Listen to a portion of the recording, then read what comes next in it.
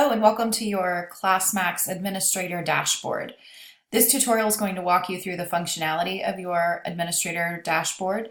If you need further assistance with that, please feel free to reach out to our support email at support@classmaxapp.com. My name is Katie Brown. I am the founder and creator of ClassMax.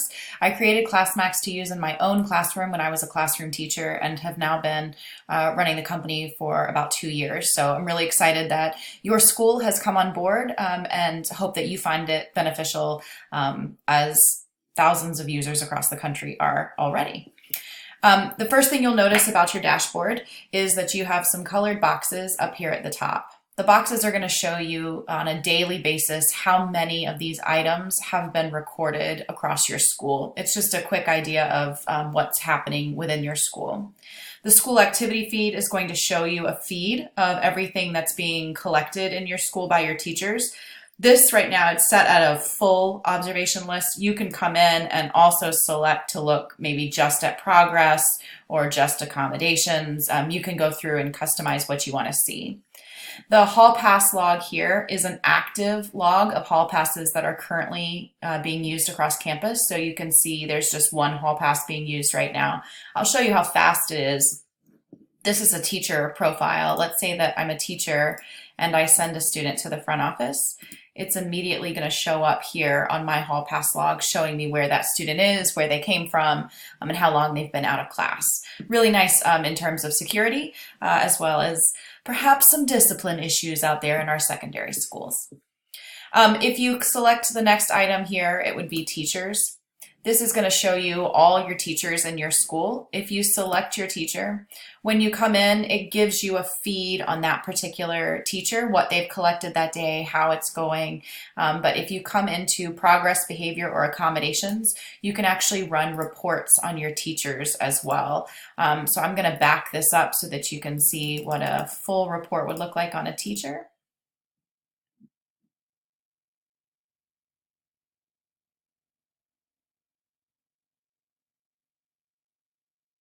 So here's what this particular teacher has recorded so far as progress monitoring. So you have access to that as well.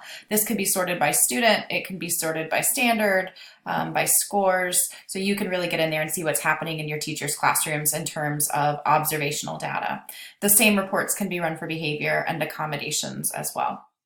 If you come down to your staff, this is the first thing that you'll want to do when you start using your ClassMax accounts. You'll notice that we have loaded in your teachers for you. The first thing that you're going to want to do as an admin is assign administrator privileges to any teacher that will need access to multiple student data.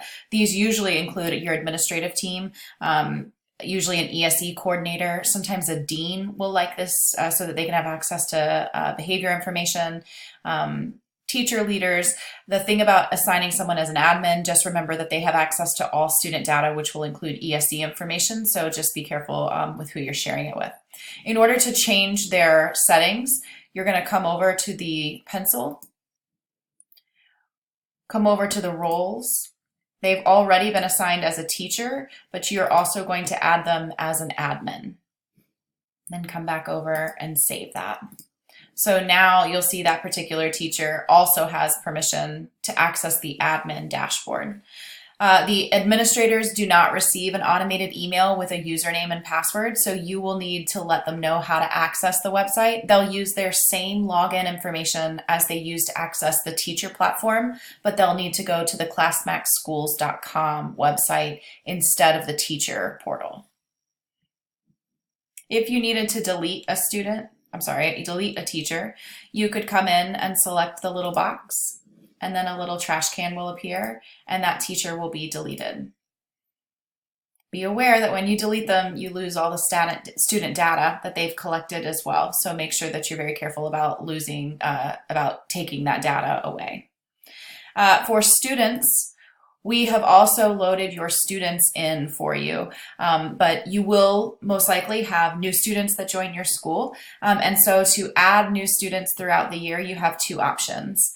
You can come in and import students from a spreadsheet. So if you follow these directions using this template, You're able to drag and drop the template here once it's completed, and the students will automatically upload. It's more likely that you'll have a one-off student that's added to your school, and that can be done simply by clicking the plus sign. You'll just put a student in, assign the student a grade, and then select the plus sign.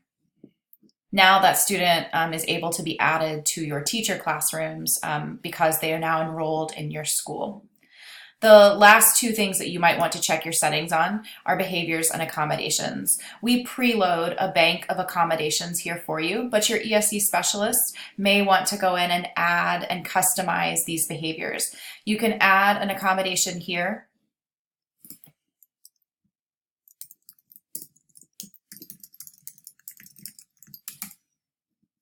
And then select the plus sign and add that.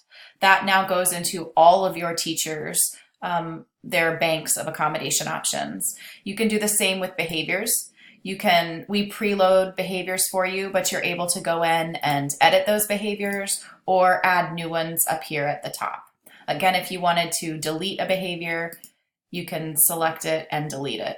The difference with behaviors is that you also assign a points value and a type. So let's say that I'm adding a negative behavior. Let's say I have a dress code violation.